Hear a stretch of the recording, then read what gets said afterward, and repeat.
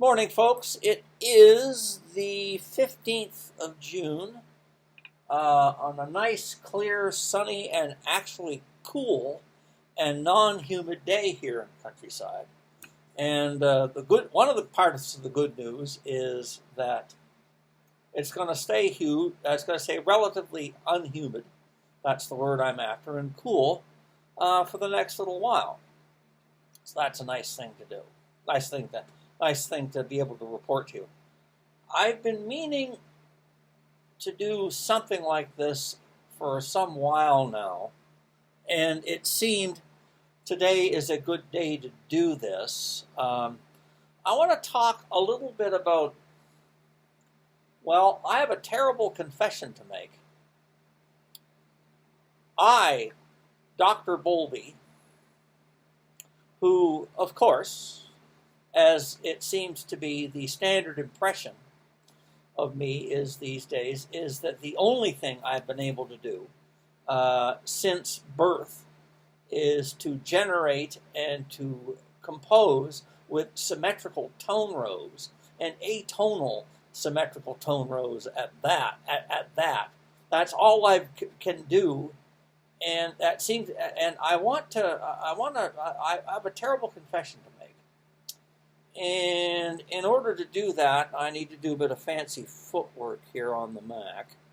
Here we go, and and my confession needs this, so please be patient with me.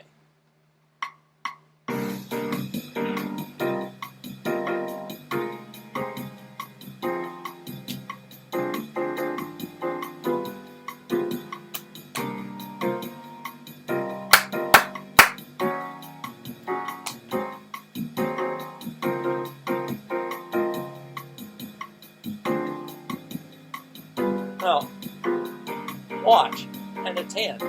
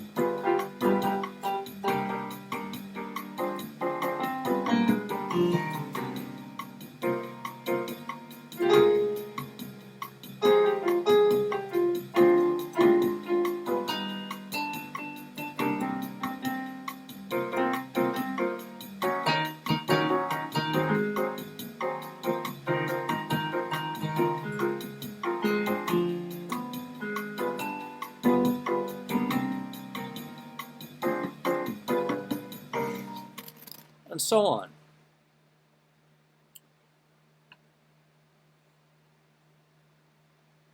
Strange old Dr. Bowlby, square old Dr. Bowlby, who can only handle symmetrical atonal tone rows, can also do that kind of thing. Now, I don't do it very often, nor do I do it professionally, nor do I do it particularly well. But I don't particularly want to. But the reason I can do that is because, guess what? I have studied theory. Yes, I have studied theory. I know it's a terrible thing to even dare to suggest that by learning theory and studying theory, you might help you become a reasonably decent improviser. Because think about it. If you understand the idea that in a C minor seventh chord, the chord tones, you know, members of the chord are C, E flat, G, and B flat. And if when the rhythm section, you know, which is basically a canned program here that I have by way of YouTube, you know, it's, so long as it's playing a C minor seventh chord, you know, if you hang out and stress those particular notes, then your solo will sound good. Chord tones, chord tones. And also, if you understand the idea of scale passages such as this,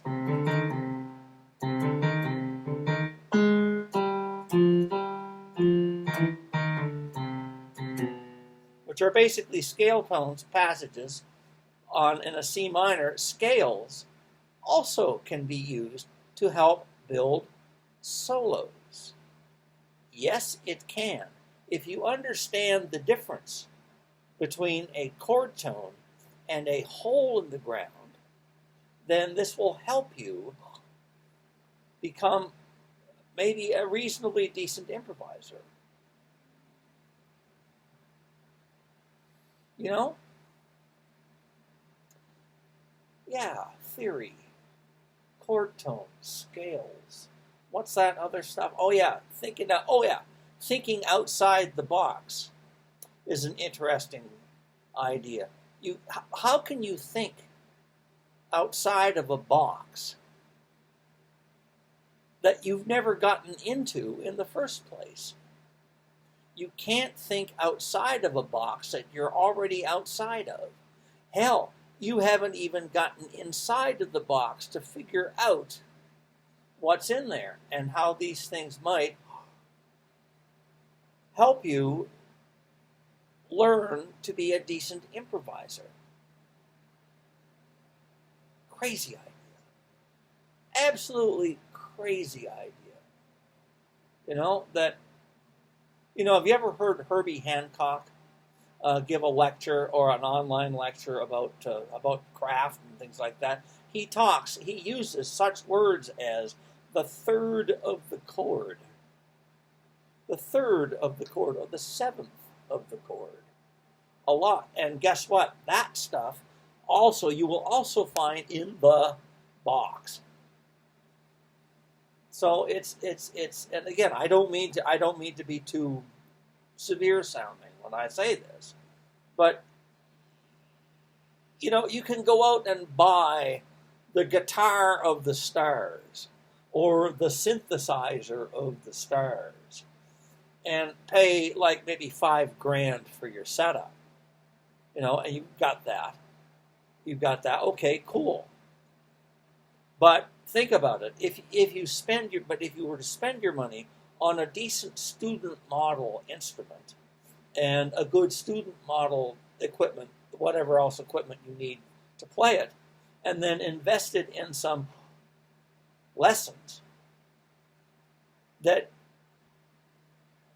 you might benefit from that and not end up realizing that, you know, Moog and Sweetwater and Fender and Gibson, Yamaha, etc., and not saying anything bad about them. I don't mean to knock them too much. You keep that. They're set. Sure, they'll take your money. Yeah. Take their money, $5,000. Sure, we can use that, and they'll run all the way to the bank, right? So you might have like Stevie Wonder's piano, but can you play like Stevie Wonder? No, you can't. And a large part of that is, sorry, theory will help you play.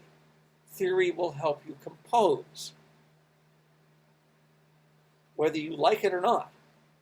Investing a few $100s in some basic theory lessons will help immensely.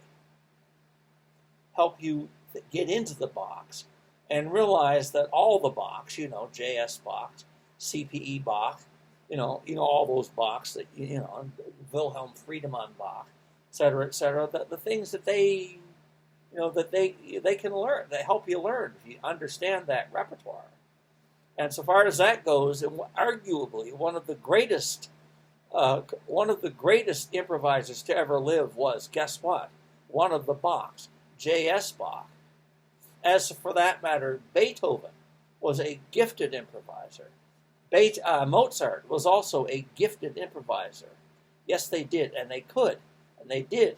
They also knew their basics, their fundamentals, and their fundamentals helped them become better composers, better players, and better improvisers. I hate to burst bubbles, but it's true. The more you know, the better you can be. That is, if you practice and you learn. Okay, so I hope I don't, I hope I haven't offended anybody. I hope I haven't upset anybody too much. But this needs to be said. It needs to be said. Theory will help you. Even strange old Dr. Volpe, who, of course, can't do anything but, weird tone rows. If he can do it, well, anybody can. Something to think about.